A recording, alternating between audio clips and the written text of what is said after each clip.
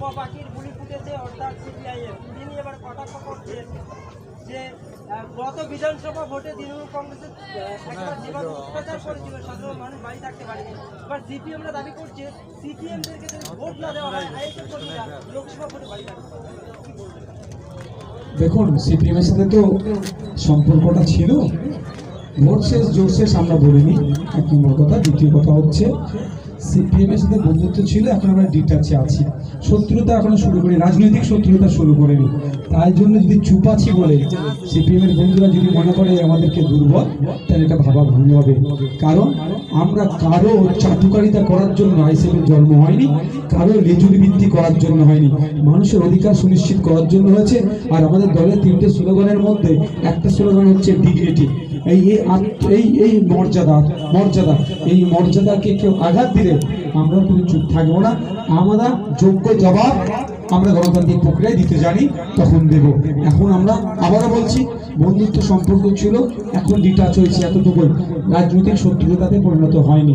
যদি আমরা রাজনৈতিক শত্রুতাতে পরিণত হই, তাহলে বিগত দিনের ইতিহাস, ভূগোল, জীবনবিজ্ঞান, ভৌতবিজ্ঞান সব তুলে ধরে যে কোশ্চেনগুলো করবো, আলিমুদ্দিন স্টুডেন্ট তাবর নেতারাও কিন্তু উত্তর দিতে পারবে না। ছোট্ট শুধু একটা বলে যাচ্ছে, আজকে দক্ষিণ 24 পরগনার একজন তাবর নেতা ছিল, তার নাম হচ্ছে রেজ্জাক মোল্লা সাহেব। তিনি ভোটাভুটিতে জেলা সম্পাদক হয়ে যাওয়ার পরও তাকে কিন্তু জেলা সম্পাদক করা হয়নি। সে ডেটা, সে তথ্য কিন্তু আমাদের কাছে আছে। কেন করা হয়নি, কি করা হয়নি সেটা কিন্তু বলছি না। এ ধরনের কিন্তু বহু তথ্য আইএসএফ এর কাছে জমা আছে। আবারও বলবো, রাজনৈতিক লড়াই রাজনৈতিকভাবে লড়তে হবে। আমাদের বিরোধী তারা, তাদের বিরুদ্ধে আমরা রাজনৈতিকভাবে লড়বো, সৌজন্যতা দেখিয়ে। কেউ যদি বিলো দ্য বেল্ট আক্রমণ করে, আমরাও কিন্তু যে তথ্য আছে পাবলিক ডোমেইনে তখন ছাড়তে প্রস্তুত আছি। প্রতিমা মণ্ডল, জয়নগর লোকসভার প্রার্থী, পাল্টা সভা করে জানিয়েছেন নওশাদ সিদ্দিকী দিল্লি পার্লামেন্টে যাওয়া তো দূরের কথা, একটা বুথ জিতে দেখা। এই বিষয়ে কি বলবেন? একটা কথা বলি, আমরা একটা সভা করেছিলাম কোচিয়ামারা উপর নেতৃত্বে। আমাদের মানে 24 ঘন্টা কি 48 ঘন্টার কম সময়ের মধ্যে আমাদের এই সভাটা দেওয়া হয়েছিল। তো আমরা দেখিয়ে দিয়েছিলাম যে 20,000-এর বেশি মানুষ হয়েছে।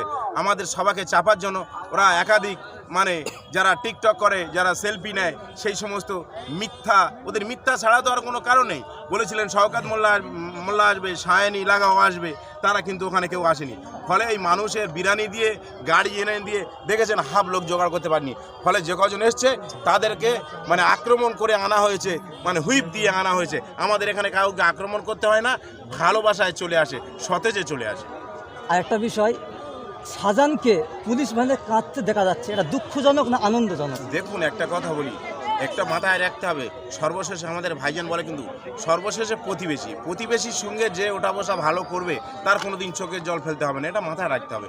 উনি কিন্তু প্রতিবেশীর সঙ্গে একাধিক প্রতারণা করেছে বলে তাই আজকের কাঁদতে হচ্ছে। ওনার বিবে বাচ্চা কাঁদছে, এটা সবথেকে একটা দুঃখের বিষয়। ওনার কত ছোট বাচ্চা মেয়ে ছেলে, আজকের বাবা চলে যাচ্ছে পিজেন ভ্যানে, দেখে কাঁদছে। এটা আমাদেরও কিন্তু মায়া হয়। কিন্তু এইটা যদি আমরা আজকে নওশাদ সিদ্দিকী যদি পথ অবলম্বন করি, তো মনে হয় আর কারোর কাঁদতে হবে না, কারোর চোখের জল ফেলতে হবে না। এক শ্রেণীর মানুষ তারা বলছে যে আইএসএফের কোনো নাম নিশানা নাই, এটা খুবই দেখা যাচ্ছে। সাধারণ মানুষ তারা বলছে যে আইএসএফ ভোট কাটুয়া, কারণ আইএসএফের কোনো নাম নিশানা নাই। বিজেপিকে সুবিধা করার জন্যে, টিএমসির ভোট কাটার জন্যে আইএসএফ এসছে, এবং আইএসএফ হলো ভোট কাটুয়া। এই বিষয়ে কি বলবেন আপনি? দেখুন, একটা কথা বলি, আপনারা যে কথা বলছেন, আমাদের এই দলটা কিন্তু আমাদের রাজ্যটা যখন শোষণের দিকে আগিয়ে ফেলে দিচ্ছিল এই রাজ্য সরকার, সেই সময় 2021 সালে আমাদের এই মানে দলটা এসছে। আমাদের বড় ভাইজান আব্বাস সিদ্দিকীর নেতৃত্বে এই দলটা প্রতিষ্ঠিত হয়েছে। ফলে এই দলটা যখন প্রতিষ্ঠিত হয়েছে 2021 সালে আমরা একটা বিধায়ক সংযুক্ত মোর্চার উপহার পেয়েছি।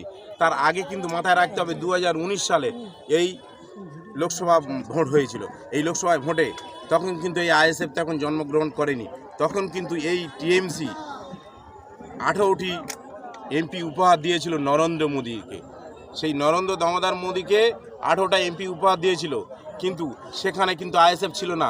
ফলে টিএমসির বন্ধুদেরকে বলবো, তাহলে টিএমসি কার সুবিধা করে দিয়েছিল? নরেন্দ্র মোদীকে সুবিধা করে দিয়েছিল না জনগণের সুবিধা করে দিয়েছিল?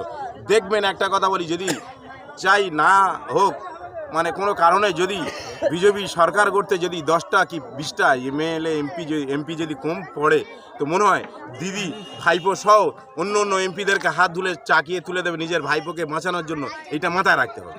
আরেকটা বিষয় এমনটা শোনা যাচ্ছে আওয়াজ যে আরাবুল জেল থেকে ছাড়া পাওয়ার পরে হয়তো আইএসএফে যোগদান করবে, এই বিষয়ে কি বলবেন আপনি? দেখুন, একটা কথা বলি, এর আগেও আমরা মানে মিডিয়া মাধ্যম দিয়ে দেখেছি বা ফোনে আমরা দেখেছি যে নওশাদ ভাইজানের সঙ্গে কথা বলতে বা আমাদের দলে যোগ দিতে।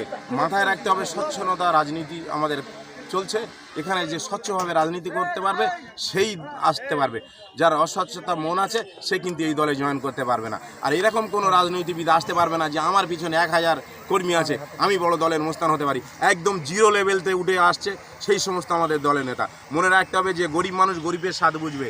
ওই যারা টিকটক করে, যারা নায়ক নায়িকা, তারা কিন্তু এই গরিবের স্বাদ বুঝবে না। যারা গরিবের স্বাদ বুঝবে, গরিবের হয়ে কণ্ঠস্বর গলা ফাটাবে, পার্লামেন্টে কথা বলবে, তাদের মানুষ ভোট দিয়ে পাঠাবে। যদি না পাঠায় তাহলে কিন্তু আবার এই প্রতিমা মণ্ডল যেরকম এই জয়নগরে মানুষ কোনো দিন দেখেনি, কুলতলের মানুষ দেখেনি, মোগরাহাটের মানুষ দেখেনি, সেই সমস্ত দিকে মাথায় রেখে মানুষকে ভোট দিতে বলবো। আমাদের মাস্টার মেঘনাথ হালদারকে যদি ভোট দেয় তো আমরা বলবো প্রতি গ্রামে গ্রামে প্রতি বুধে বুধে কিন্তু এসে উনি অভাব অভিযোগের কথা শুনবে। একটা সার্টিফিকেটের সইয়ের দরকার হলে উনি প্রতি বাড়ি বাড়ি আসবে। এটা আমরা মিডিয়ার মাধ্যম দিয়ে বলছি। আরেকটা বিষয়, সোশ্যাল মিডিয়ায় কমেন্ট থেকে নিয়ে এবং অফলাইন প্ল্যাটফর্মে একটা বিষয় শোনা যাচ্ছে খুবই, যে নওশাদ সিদ্দিকী ডায়মন্ড হারবারে কেন পালিয়েছে, ভয়ে পালিয়েছে। অনেকে বলছে মির্জাফর যে যেমন পারছে এমনটা মন্তব্য করছেন, এই বিষয়ে কি বলবেন? খুব সুন্দর কোশ্চেন করেছেন। দেখুন, নওশাদ সিদ্দিকী যখন বলেছিলেন যে আমি হচ্ছে ডায়মন্ড হারবারে দাঁড়াবো, উনি কিন্তু দেখবেন কোনো মিডিয়া কোনো চ্যানেল দেখাতে পারবে না। উনি বলেছে যে আমি আমার ইচ্ছা মতো দাঁড়িয়ে যাব। বরাবরই বলেছে আমার দল যদি অনুমতি দেয়, আমার উপর নেতৃত্বরা যদি অনুমতি দেয় আমি দাঁড়াবো।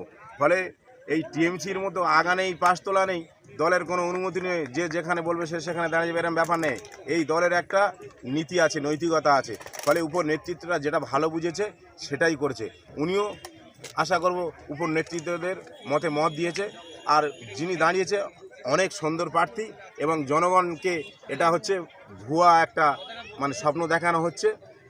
কদিন আগে দেখেছেন যে ওখানে যখন দাঁড়াবো বলেছে তখন কেউ টিএমসি চুটিচাটা নেতারা তারা বলছিল বিজেপির থেকে টাকা খেয়ে ওখানে দাঁড়াচ্ছে। আর এখন কিছু চটিচাটা নেতা দেখছেন তারা বলছে যে অভিষেকের থেকে টাকা খেয়ে ওখান থেকে পিছিয়েছে। ফলে এই সমস্ত মানুষকে বোকা বানানো যাবে না, এটা মাথায় রাখতে। লাস্ট প্রশ্ন, যে জয়নগর লোকসভা কেন্দ্রে সাধারণ মানুষ কতটা সাড়া দিচ্ছে? দেখুন, আপনারা দেখছেন তো, আপনারা নিশ্চয়ই প্রতি জায়গায় মিডিয়া নিয়ে যাচ্ছেন, আমাদের পার্টি র্যালি করছে, আমাদের মানে সভা হচ্ছে, আপনি দেখছেন তো যে পাশাপাশি টিএমসি সভা হচ্ছে আর আইএসএফ সভা হচ্ছে। আমি বলছি শূন্য একটাই মাত্র বিধায়ক দিকে এত ভয় কেন? স্বচ্ছতাভাবে ভোট করুক মানুষ, যার যেখানে রাইট আছে। গণতান্ত্রিক রাষ্ট্রে পরিকাঠামো দেশে যার যেটা রাইট আছে, কেউ বিজেপিকে ভালো লাগতে পারে, কারো সিপিএমকে ভালো লাগতে পারে, কারো আইএসএফকে ভালো লাগতে পারে, যার টিএমসি ভালো লাগবে সে টিএমসি করবে। ফলে বারবার আমাদের ভাইজান বলে যে যেমন উপর নেতৃত্বরা কেউ কোনোদিন মারামারি হানাহানি করে না। আমরা সর্বোপরি বলতে চাই, চায়ের দোকানে আমরা একসঙ্গে বসে চা খাবো, বুথ ঘরে যাব, যার যেটা ভালো লাগবে সে সেটা ভোট দেবে। এটা মাথায় রাখতে হবে। আচ্ছা, আজকে যে আপনাদের জয়নগর পদুয়া মোড়ে জনসভা হলো, বিশাল জনসভা, এতে আপনাদের দেখুন, আমরা যে কাজটা করি সবসময় আইন মেনে করি। আমরা তার আগে আমরা আইনের আশ্রয় যাই। আইন থেকে আমাদের দেখেছেন না এত পুলিশ এসছে কেন? আমাদেরকে সংরক্ষিত করার জন্য, আমাদেরকে মানে সুন্দরভাবে পরিষেবা দেওয়ার জন্য। এটা মাথায় রাখতে হবে। দল ছোট হতে পারে, কাজ অনেক বড়। আপনার নাম কি? আমার নাম আবু জাফর শেখ, কোন অঞ্চল থেকে এসেছেন? মেরিগঞ্জ অঞ্চল থেকে। Thank you. আপনারা অপেক্ষা করুন, যদি দেখেন যে আপনাদের পরিবর্তে বড় লোক বাড়ি পাচ্ছে আপনারা পাননি, তাহলে আমাদের নেতৃত্ব আইএসএফ এর নেতৃত্বের সাথে যোগাযোগ করতে পারে। যারা বাড়ি পায়নি, বাড়ি পাওয়ার যোগ্য, তাদের হয়ে আমরা হাইকোর্টে মামলা লড়ব এবং যে বাড়ি নিয়েছে তার বিরুদ্ধে মামলা করব। যে প্রধান উপপ্রধানের সয়ে বাড়ি হচ্ছে বা তার রেকমেন্ডেশন গিয়েছে বা এই ধরনের যুক্ত আছে বা যে ভিডিও যুক্ত আছে তাকেও কোর্টে টেনে নিয়ে যাবো। তবে অনুরোধ, বাড়ি পাওয়ার জন্য কাউকে ভোট দিতে হবে না, আর 1200 টাকাও দিতে হবে না। ভাইজান, শেষ প্রশ্ন, বোমা পাখির গুলি ফুটেছে অর্থাৎ সিপিআইএম, তিনি এবার কটাক্ষ করছেন যে গত বিধানসভা ভোটে তৃণমূল কংগ্রেসের একটা যেভাবে অত্যাচার করেছিল সাধারণ মানুষ বাড়ি থাকতে পারেনি। এবার সিপিএমরা দাবি করছে সিপিএমদেরকে যদি ভোট না দেওয়া হয় আইএসএফ কর্মীরা লোকসভা ভোটে বাড়ি থাকতে পারে। দেখুন, সিপিএম এর সাথে তো সম্পর্কটা ছিল, ভোট শেষ জোর শেষ আমরা বলিনি, এক নম্বর কথা। দ্বিতীয় কথা হচ্ছে সিপিএম এর সাথে বন্ধুত্ব ছিল, এখন আমরা ডিটাচে আছি, শত্রুতা এখনো শুরু করি, রাজনৈতিক শত্রুতা শুরু করিনি। তাই জন্য যদি চুপ আছি বলে সিপিএম এর বন্ধুরা যদি মনে করে আমাদেরকে দুর্বল, তাহলে এটা ভাবা ভুল হবে। কারণ আমরা কারো চাটুকারিতা করার জন্য আইএসএফ এর জন্ম হয়নি, কারো লেজুর ভিত্তি করার জন্য হয়নি, মানুষের অধিকার সুনিশ্চিত করার জন্য হয়েছে।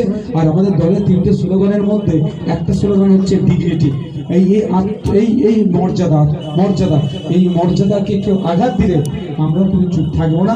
আমরা যোগ্য জবাব আমরা গণতান্ত্রিক প্রক্রিয়ায় দিতে জানি, তখন দেব।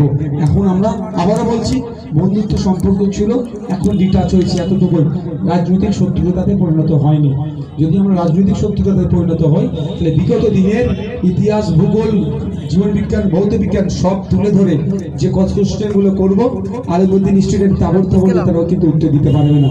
ছোট্ট শুধু একটা বলে যাচ্ছে, আজকে দক্ষিণ 24 পরগনার একজন তাবর নেতা ছিল, তার নাম হচ্ছে রেজ্জাক মোল্লা সাহেব। তিনি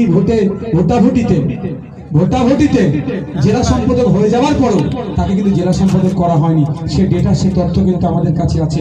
কেন করা হয়নি, কি করা হয়নি সেটা কিন্তু বলছি না, এ ধরনের কিন্তু বহু তথ্য আইএসএফ এর কাছে জমা আছে। আবারও বলবো, রাজনৈতিক লড়াই রাজনৈতিকভাবে লড়তে হবে। আমাদের বিরোধী তারা, তাদের বিরুদ্ধে আমরা রাজনৈতিকভাবে লড়বো, সৌজন্যতা দেখিয়ে। কেউ যদি বিলো দ্য বেল্ট আক্রমণ করে, আমরাও কিন্তু যে তথ্য আছে পাবলিক ডোমেইনে তখন ছাড়তে প্রস্তুত আছি। লোকসভার অনেক এলাকার আইএসএফ কর্মী তারা আইএসএফ প্রকাশ করতে পারছে না, তাদের উদ্দেশ্যে কি বার্তা দেবেন? ঠিক আছে, তৃণমূলের ঝান্ডালে কোনো সমস্যা নেই, শুধু সকাল সকাল যাবে, ইভিএম মেশিন সে থাকবে, শুধু বুতামটা খামছি না, টিপে দিলে হয়ে যাবে।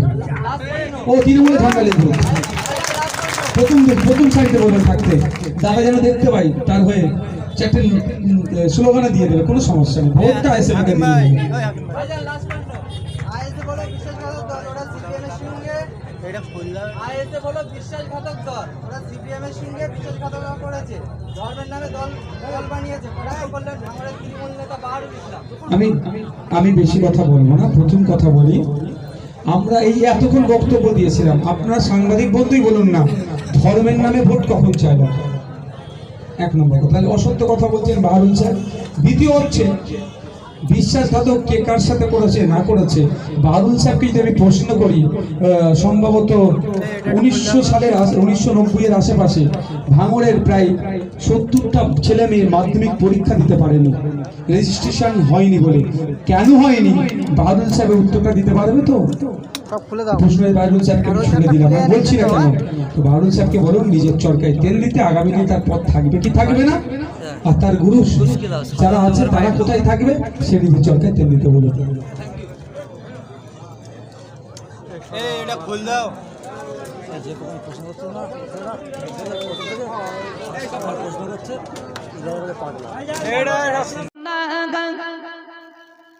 তোমার সাউন্ড এত ভালো হয় না তুলনা।